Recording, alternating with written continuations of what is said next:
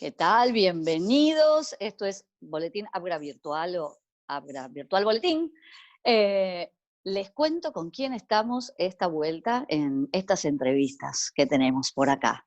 Tenemos acá a Ceci Bona, que es periodista, y que no solo es periodista, sino que aparte, al ser justamente muy joven, es periodista digital también, muy importante, y es booktuber. Mm, un aliado infaltable con los bibliotecarios, y es lo que vamos a preguntarte un montón de cosas hoy, pero más que nada, bienvenida Ceci Bona, lo relativo a cómo se hace un booktuber, de qué se trata. Pero voy a arrancar por el principio, que tiene que ver con tu relación con la lectura. Y la primera pregunta es, en ese camino, ¿cuál es tu primer recuerdo que tenés de los libros y de la lectura, pero antes de haber aprendido a leer? Bueno, buenas tardes, buenos días, buen día, buen año, donde sea el momento que estén viendo esto, escuchando. Gracias En por el espacio. cuarentenados adentro. Exacto, buenos adentros. Gracias por el espacio, la verdad que es un honor para mí formar parte de este boletín. Y bueno, creo que el primer recuerdo que tengo relacionado a la lectura sin leer es mi mamá leyéndome. Es como que los primeros libros míos, que todavía tengo muchos que eran previos a mi aprendizaje de la lectura, tenía que ver, tienen de hecho el registro de la voz de mi mamá contándomelos. Si yo hoy los leo, por ejemplo, tengo uno que es Quiero tener un perro, que lo tradujo al español María Elena Walsh, ese dato lo supe hace poco. Quiero tener un perro, lo leo hoy y digo, me lo está leyendo mi mamá. Sin dudas, había mucha manipulación de libros en mi casa, producto de su interés por darnos libros, por promovernos la lectura. Y justo hace un rato estaba pensando por otra charla que tenía con un amigo, y él me decía, ¿qué es primero, la lectura o la escritura?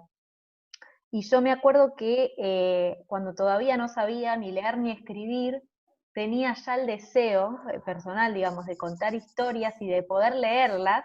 Entonces escribía garabatos como muy concentrada, como en cursiva, para después poder leerlos también. Y eso forma parte de la historia de un lector, ¿no? El acercamiento, el ser convocado por las historias. Sí, el mediador de lectura. ¿En qué contextos te leía tu mamá?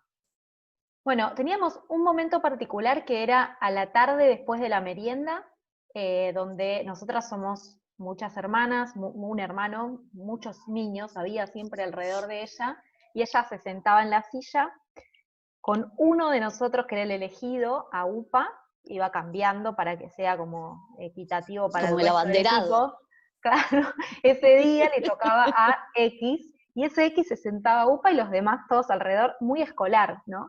Todos Sí. alrededor, y ella leía los cuentitos. Teníamos como una pequeña biblioteca, era la biblioteca de los niños, y elegía de ahí, de vez en cuando sacaba lo que llamábamos el libro negro, que era una antología de libros. Mi mamá es maestra, entonces de su época de maestra, no me acuerdo la verdad la antología particular, pero era de tapa negra, y cuando ella sacaba el libro negro sabíamos que íbamos a tener una historia perfecta, pero no era siempre el libro negro, de vez en Claro, cuando. era Y tipo después premio, teníamos, sí, ni sorpresa. siquiera era porque, claro, era como una sorpresa, porque no es que si te portabas Sí. bien te tocaba el libro negro, pero era un libro que ni cuando nosotros aprendimos a leer podíamos leer. No es que nos lo prestaba, ese era el de ella para nosotros. Después sí, ya de más grande, cuando sabías a dónde estaba, disculpame mamá, pero ahora tengo 1,20 m y ya lo llevo a agarrar. ¿Y qué libro era, te acordás? No me acuerdo. Le voy a preguntar, porque la verdad es que sí, después le di vuelta por todos lados, ¿no? Teníamos también unas enciclopedias que se llamaban Fabulandia, que eran enormes, cosidas, y unas páginas gruesas y grandes, y las pasabas como así para leer. Obviamente todo lo que tenía dibujos, lo que hoy llamamos libro álbum, ¿no? Las ilustraciones Ujú. enormes llamaban más la atención, y en particular el recuerdo de lectura que tengo muy presente son las revistas Anteojito. Las revistas que Ah, a mi eras mamá una le privilegiada. era una privilegiada, cosa que me Sí. extraña, tendría que preguntarle a mis papás, porque no éramos una familia con dinero. Es más, o sea, mi papá cada tanto cantidad de tiempo perdía el trabajo y volvíamos a necesitar ayuda de abuelos, pero llegaba la revista Anteojito a nosotros, no sé bien cómo. Y los viernes, cuando era que llegaba la revista, mi mamá nos comprometía a todos a reunirnos a su alrededor para escucharla contarnos, por ejemplo, la contratapa, que era la última página, que era Mi infancia era el recuerdo, donde había alguien que contaba una historia. Ella saltaba las historietas. Cuando yo descubrí Sí. las historietas de Super Hijitus, cuando ya pude leer, casi me muero del amor. O sea, esperaba que llegara la revista solo para ir a la parte de las historietas. Pero ella la saltaba, ella nos leía más el contenido periodístico de la revista infantil. Sí. Esa fue como tu base periodística. Mi base periodística fue Radio Panda, sin Ujú. duda. Mi base periodística fue Radio Panda, FM 107.9 MHz, donde me podía sentir reflejada con los chicos que hacían el programa. Me enteré mucho Sí. más tarde que los operadores técnicos de esa radio eran niños también, que eran Ujú. entrenados para saber operar. Me parece un proyecto hermoso. Lamentablemente era un proyecto de laburo, o sea, no sé cómo era la vida de esas infancias, no lo conozco, pero para mí como niña significó yo quiero hacer eso, yo quiero estar de ese lado, mamá llévame. Bien, Radio Panda, para los que no los conocieron, era un programa, un noticiero, de hecho, hecho por Una chicos. radio, era Una todo el radio día la directa. transmisión, sí, todo el día, Sí, 24 horas de Radio Panda. Eh, Obviamente no había programas todo el día, ¿no? Pero tenías a la sí. tarde, que era el momento donde hacías la tarea, tenías los programas más copados, donde tenías a tus dos pibes favoritos que hacían el programa, y tenían su productor, hacían juegos con los pibes, vos podías llamar y participar de los juegos. Para mí eso fue como el descubrimiento del periodismo. Pero, obviamente, si tengo que analizar la parte escrita, sin dudas las revistas anteojito, el manipular el objeto periodístico, el saber lo que es una revista, está ahí en esa época. ¿Y cómo llegamos? ¿Cómo saltamos de este amor a la lectura, este ser periodista que sos? Porque aparte, bueno, Ceci, recibí en el 2010, digamos, veníamos ¿9? como de una 2009, claro, fines No del te 2009. saques años, querida. No, pero fines del 2009, está bien, arranca la carrera del 2010. Lo que digo es que justamente fue en el quiebre muy, muy grande de pasar de la estructura que uno aprendió, que tenía más que ver con los medios tradicionales, a todo lo que tiene que ver con lo digital, digamos. Total, Uno venía con un totalmente. bagaje, pero bueno, ahí se armó. ¿Cuál fue tu paso a lo digital? Voy a tirar un dato para Abgra muy importante, que es Cecilia, cuando estaba en un medio digital, nos cedió una sección que tenía que ver con presentar las bibliotecas de la ciudad de Buenos Aires, donde participaron varios colegas. ¿Cómo fue ese paso a lo digital con respecto a la lectura para después llegar al booktuberismo? Acabo de inventar un término, ¿no? Al booktuberismo. Uh-huh. Bueno, está bueno que menciones esto de lo que nos tocó a nosotros como desafío, que fue asumir que la tecnología o la abrazábamos o nos tapaba el agua. Y la verdad es que, sin ir más lejos, nosotras hicimos la carrera de periodismo con VHS como parte de nuestra cotidianeidad, y ahora tenés que explicar lo que es un VHS, y no somos personas de 95 años, ¿no? Sí. Somos personas contemporáneas que hemos vivido desde la realidad del cassette, incluso el cassette virgen, el ir a comprar un cassette virgen para grabar canciones de la radio y esperar a que la radio las pasara para poner play y rec al mismo tiempo, ¿no? Entonces, toda esa manipulación de una tecnología súper analógica, yo la tenía aceitadísima, era parte de mi vida. Yo hacía programas de radio en mi casa, donde conducía programas absolutamente producidos por mí, desde la carpeta de producción periodística que hoy la tengo, donde me dejaba escritas cartas que me escribían supuestos oyentes y mi público, y yo después en el segmento de las cartas leía las cartas y decía, ay Cecilia, sos bárbara, y yo, ay, gracias a los chicos de Entre Ríos que me escribieron. Toda esa historia para Bien, mí era parte del como, juego, lo exacto, lúdico. era Sí. parte del juego. sí. Me acuerdo de hecho de escuchar como medio atrás de la puerta a mis papás teniendo una discusión de qué hacer con esta criatura, de si llevarla o no a laburar de esto, cuando todavía no era más que una preadolescente.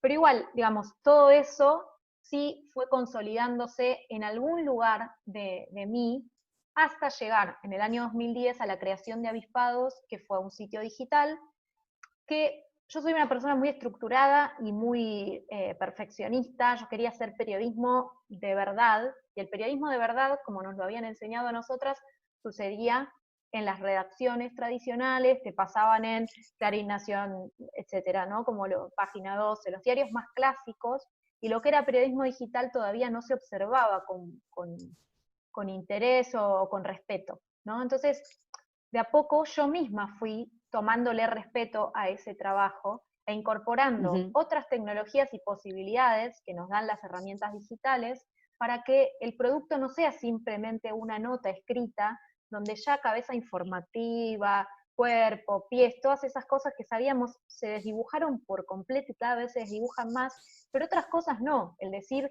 cuento una historia, el hablarle a un otro que está necesitando informarse o está interesado en recibir información, puedo mejorar esa comunicación utilizando otras técnicas, como por ejemplo el video. Cuando descubrí Movie Maker en una PC, digamos una de Windows, aluciné, eso habrá sido, no sé, a los 18, 19 años, editar video me pareció fantástico.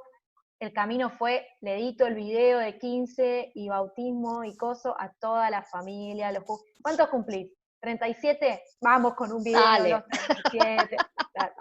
Le hice videos a todo el mundo y bueno, eso fue lo que me permitió tener un contacto mucho más concreto con otras herramientas. Hice videos con cámaras digitales de 2 píxeles, que yo creía que estaba haciendo una obra de arte, porque realmente estaba haciendo una obra de arte. En ese momento sí, obvio, claro. En ese No existía momento, la con mis cámara en el posibilidades, teléfono. Total. no, SMS. Bueno, entonces, para responder a tu pregunta, y perdón que me he ido como muy por las ramas, No, pero está muy quiero bien, está decir, muy bien, está muy bien. todo ese bagaje desembocó en que en un momento mi interés por los libros, que había existido desde siempre, pero que yo lo había dejado como medio a un costado, como zona de ocio nada más, y mi interés por lo digital se unieran y empecé a grabar videos a ver qué onda, ya con el canal de Por qué Leer, o con el proyecto de Por qué Leer, que es mi proyecto de promoción de lectura bastante avanzado, y dije, bueno, a ver qué pasa si yo meto ciertas cosas en YouTube. Y ahí me transformé en booktuber, casi sin darme cuenta, no digo sin quererlo, porque la verdad es que a mí el mote de booktuber no me molesta, pero si tengo que decir qué hago, qué soy una periodista haciendo contenido sobre libros para nuevas plataformas, en este caso YouTube. O sea, soy una Sí. booktuber recomendándote libros desde una pantalla para que salgas de la pantalla y vayas a leer. ¿Cuál es lo que viene? ¿Cómo medís el impacto de eso?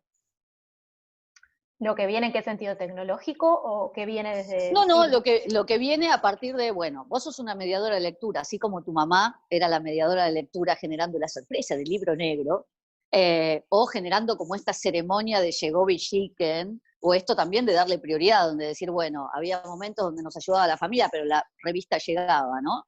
Que creo que son tres pilares fundamentales para un mediador de lectura.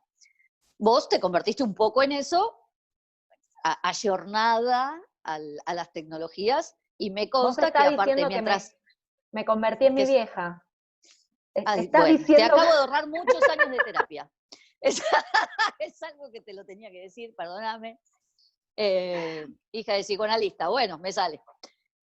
Aparte de que te transformaste felizmente en tu madre, en este caso, y me consta, siguiendo tu carrera, que esta plasticidad, esta elasticidad y este llegar primero a lo que llega esto, como llegar a lo digital 10 años antes de cuando se hace el boom, digamos, y que seguramente ahora ya estás 10 pasos adelante de lo que va a venir después, esto, interesándote por plataformas y cosas por el estilo, vos lo aplicas en la mediación de lectura. ¿Qué sucede? Cuando uno tiene lo personal, digamos, la mediación de lectura lo podés medir de una manera muy sencilla. Bueno, esto, vienen más seguido, me piden más cosas. Uno puede seguir el proceso de la persona a la que le estás mediando de una manera más fácil. ¿Cómo lo haces cuando es digital? ¿Cómo medís el impacto de esa promoción de lectura? Hay distintas herramientas. En particular, yo aprovecho las que me dan las redes sociales, que es a donde estoy, que son las estadísticas, los analytics, como también los conocemos, y ahí hay un feedback que lo dejan los usuarios sin darse cuenta, tipo miguitas de pan, esas huellas que van dejando a partir de haberse creado perfiles en las redes. Entonces los analytics de mis redes sociales dicen, bueno, tu público es, no sé, varón, mujer, de estas edades a estas edades, de estos países, de estas ciudades, interactuaron con tu contenido de esta manera. En un 3% miraron esto, en un 15% hicieron esto, le dieron like a esto. Entonces, analizar todo eso te permite también saber por dónde moverte. Después hay una conjunción, que siempre lo hablamos con otros colegas de la plataforma, que es entre lo que yo supongo que debe estar bueno o que estaría bueno hacer y mostrar, y lo que interpreto que a los otros les puede llegar a gustar. Y después también es cómo lo haces, especialmente lo que es YouTube, porque YouTube es una plataforma que tiene unas reglas muy precisas sobre cómo generar contenido para que sea exitoso. Y exitoso en YouTube se mide en números, es decir, que tengas suscriptores y que tengas vistas. Vos podés ser lo más informativo posible o lo más descriptivo, o podés ser un director de cine, pero si esas dos cosas no están resueltas, no te va a ver nadie. Entonces, tenés que hacer otra cosa más que es súper importante para el momento en el que estamos y en el momento en el que vamos a estar de acá para siempre, digamos, que es la creación de la comunidad. Esto lo saben mucho las personas que trabajan en el día a día en contacto con los demás, pero estar a través de una pantalla a nosotros nos complica mucho el crear una comunidad. Entonces tenés que constantemente generar una relación con ese otro que sabés que existe, pero sabés que existe a largo plazo. Es decir, que Por qué leer cuando empezó tenía una comunidad de, vamos a poner de ejemplo, 10 personas que seguían, que estaban siempre. Ahora yo hago vivos todos los viernes que no bajan de 70, 80 personas mirando en el mismo momento. En ese momento, las entrevistas, claro. Y después las que la van a ver el sábado porque el viernes se quedan dormidos, el domingo porque el sábado prefieren no verla. Bueno, yo ya sé que en el vivo de los viernes van a estar Cande, Germán, digamos, conozco sus nombres, sus apellidos, conozco de dónde son, porque hemos tenido una interacción que llevó a hacer eso, ¿no? Y también sincerarme mucho con ellos y conmigo, de que yo soy lo que soy y estoy donde estoy y hago lo que hago, obviamente por una fuerza de voluntad personal, porque es mi trabajo y me lo tomo como tal, pero también porque del otro lado hay gente interesada en lo que estoy haciendo y que me da ese feedback. Una vez que sabes eso, yo de vez en cuando pongo historias de Instagram diciendo, ayuda a la booktuber. ¿Qué les gustaría que haya en el canal? Porque ¿Y qué es lo que más pega? Perdón. Lo que más pega son las entrevistas, depende obviamente a quién le estés haciendo la entrevista. A la gente le interesa saber mucho lo que se llama en YouTube Wrap Up, que son tus lecturas del mes. Es como abro mi caja de todo lo que leí el mes pasado. Esos videos siempre son un éxito. Desconozco por qué, porque yo misma pienso que ni siquiera está tan bueno hacerlo, pero eso es parte de que te reconozcan como...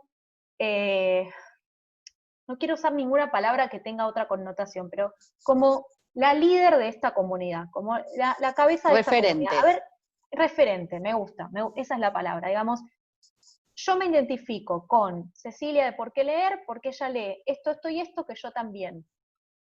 Pero Cecilia de Por qué leer lee esto que yo nunca leería, pero tal vez ella me convoca. Entonces la escucho. Digamos, como que se van dando distintas, va pivoteando un poco el público entre lo que le gusta ya naturalmente, que vos ya sabés que vas a lo seguro, no sé, abrís Netflix y ponés Friends, o también animarte de vez en cuando a ser conquistado por una propuesta distinta.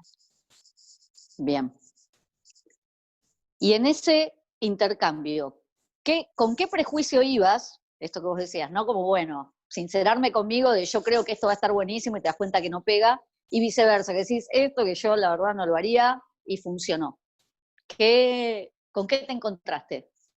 Bueno, básicamente una de las ideas que yo creí que eran una bomba, que nadie las estaba haciendo, por algo alguien no las estaba haciendo, que Hay una era razón, claro, sí.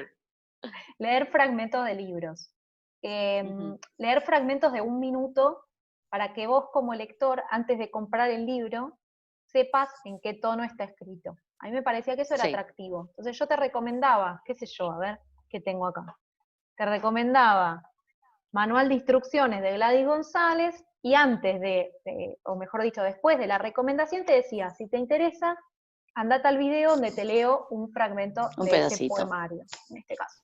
Y esos videos, algunos funcionan mucho, pero porque son de libros puntuales, por ejemplo, Stoner, la gente busca Stoner y encuentra un fragmento, y justo leí un fragmento que le da fuerte al medio, y es obvio que le va a ir bien, pero después libros desconocidos de editoriales independientes muy chiquitos o con poca búsqueda, no tienen tanta llegada. Entonces yo tuve que replantearme de qué forma quería hacer que la gente llegara a ese libro, que la manera de leer un fragmento no era necesariamente la más adecuada.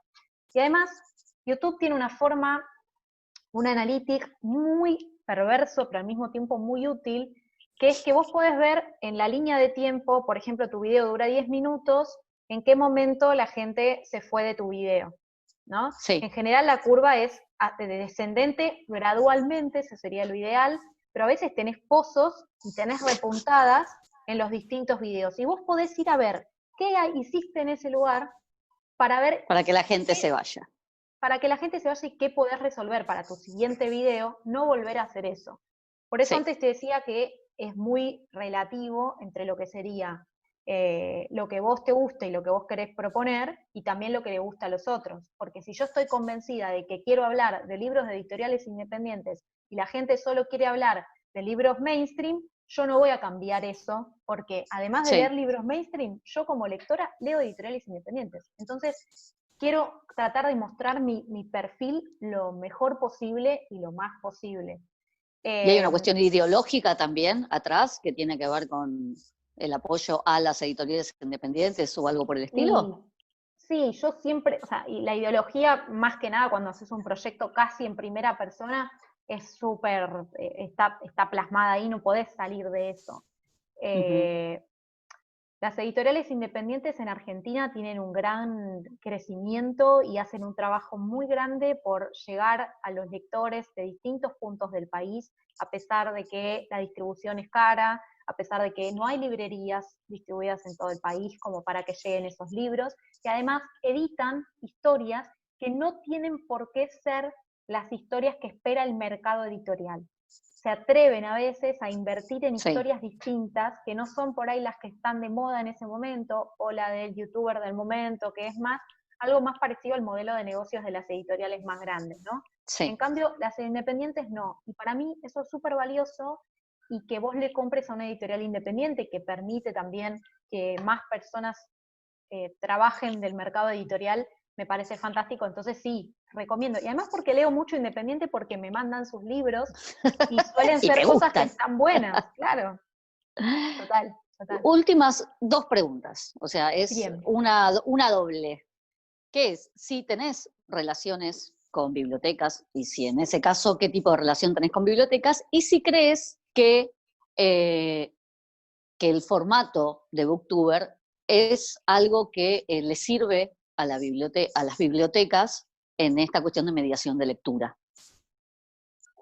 Bueno, si tengo relación con bibliotecas, no en particular con alguna, pero sí hablo mucho y recomiendo mucho la red de bibliotecas de la Ciudad de Buenos Aires, que es una red que funciona muy bien, que tiene catálogo online, y no lo recomiendo porque tenga un negocio ni nada con ellos, es una red pública, es gratuita, Sí. todos pueden acceder. Y me gusta mucho esto de que vos, por ejemplo, siendo vecino de Mataderos, como es mi caso, podés sacar un libro de una biblioteca de colegiales simplemente por haberte registrado como socio del sistema de bibliotecas públicas de la ciudad. Entonces, eso me parece bien porque nosotros como ciudadanos nos vamos moviendo constantemente, entonces suelo recomendar ese sistema como incluso una forma de leer sin necesidad de comprar los libros, que es a veces algo que está muy por fuera del alcance de las personas, ¿no? Los libros están caros y, bueno, esto es el debate de hoy en día, ¿no? Cómo hacer para que la gente siga leyendo a pesar de que su salario no le permite acceder. Una de las formas son las bibliotecas. Y además el espacio que se da, ¿no? Esta sinergia de estar rodeado de libros, los libros me están conteniendo, me están acompañando. Yo esto lo digo muy seguido porque para mí la metáfora del libro compañero es más real que metáfora. O sea, yo tengo libros a mi alrededor y me siento acompañada. Vamos a hacer de cuenta que no tengo ordenada mi biblioteca por color, ¿no? Porque si no, Ya me van a estar discutimos odiando. esto, porque esta vez fuiste el cazador casado. Ella es siempre la que hace las notas, y esta vez es la entrevistada. Y una de las Claro. cosas que descubrimos es que ella tiene sus bibliotecas ordenadas por color. Vamos a darle un par de instrucciones a esta chica. A ver, ¿no? No voy a permitirlo. No, esto fue un juego, esto fue parte de Booktube, digamos, el hacer un juego de a ver cómo quedarían mis libros, y en el video digo, esto es un desastre, no lo hagan en sus casas, porque aparte no es nada bueno. Yo no encuentro ningún libro ahora, pero la gente manipuló sus libros para jugar conmigo a ver cómo quedaría su biblioteca. Y a mí no hay nada más lindo que alguien me diga, che, conseguí tal libro, che, leí tal libro, me acerqué a mis libros, desordené todos mis libros y me volví a poner en contacto con eso. Deja de ser el libro como el objeto sagrado, que no, tocalo, marcalo, ¿qué querés, doblarlo? Bueno, me rompe el alma, pero dale, hacelo. ¿No? Como tener libros en la mano, como si fuera un compañero, como si fuera una persona con la que vos estás viviendo. Fíjate que estoy viviendo con Borges, con Cortázar, con García Márquez, o sea, tengo los mejores roommates del mundo, ¿qué más puedo pedir? Y me preguntaste si los booktubers podían llegar a tener alguna relación, o si las bibliotecas podían servirse de los booktubers como parte de lo útil, digamos, y creo que sí. Y viceversa, convertirse en booktubers, utilizar la herramienta creo que sí. de esto. El booktuber lo que hace es sacar a la luz, si se quiere, o poner en plataformas nuevas hacia un público que está en esas plataformas, lo que por ahí permanecía escondido o no sabíamos que estaba, ¿no? Y a veces pasa eso con las bibliotecas, como que por ahí a 3 cuadras de tu casa tenés una biblioteca con una cantidad de tesoros increíbles y no la conoces. Entonces, aprovechar estas herramientas, como ir a la pesca de quienes están googleando cómo ordenar mi biblioteca por color, ¿no? O el video que hicimos juntas de qué es el ISBN y qué es el CDD, y la gente yendo a su libro a manipular el material y a decir, mirá, tiene un código acá, y lo puedo ahora saber qué es.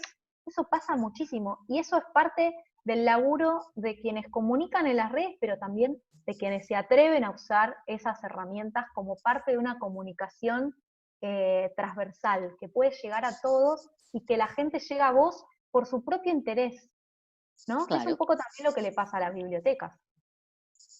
Sí, totalmente. Bueno, me parece que claramente nos vas a dar algún taller de esto. Ya está clarísimo. Mirá cómo te comprometo públicamente. Mirá yo cómo te la devuelvo. Mirá, tengo la pelota en mi raqueta y te digo, ya estoy preparando este taller. Lo estoy planificando hoy. ¡Perfecto! ¡Te amo, Ceci! Bueno, con esta notición que acabamos de generar, te despido, Cecibona, te doy las gracias inmensas por tu tiempo y por darnos esperanzas, desasnarnos en un mundo que para muchos es desconocido, que tiene que ver con esto, con cómo manejar determinados formatos de comunicación. Por supuesto, bienvenidísima a todo siempre. Le doy las gracias a Abgra. Recuerden que en el canal de YouTube de Abgra están todos los videos y todas estas entrevistas, también con Gustavo Fulco.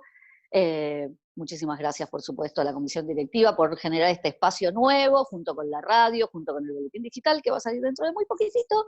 Por supuesto, muchísimas gracias, no solo Ceci en persona, sino a Avispados en su comunidad por habernos cedido ese espacio que fue súper enriquecedor y fue también un poco la piedra de toque para un montón de otras cosas que se hicieron y para atrevernos también a escribir y a mostrar nuestros tesoros, como vos lo decís.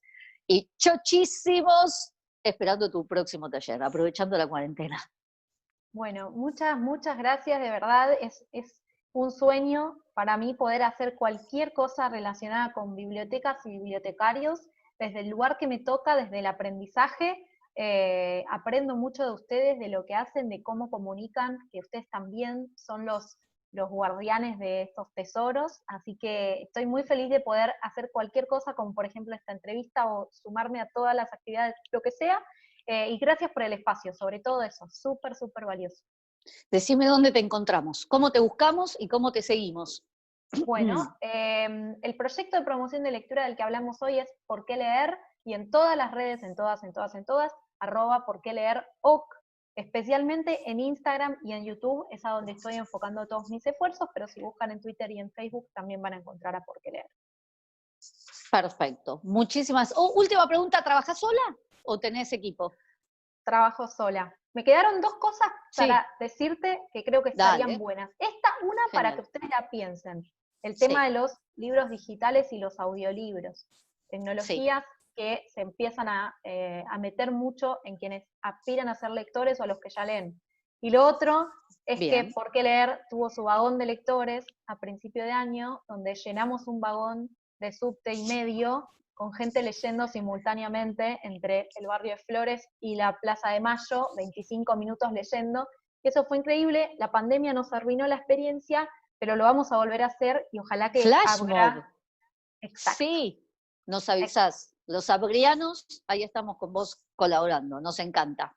Bien, eso. Muchísimas gracias, Ceci. Abrazote. Hasta luego y nos vemos en la próxima Abra Boletín Virtual.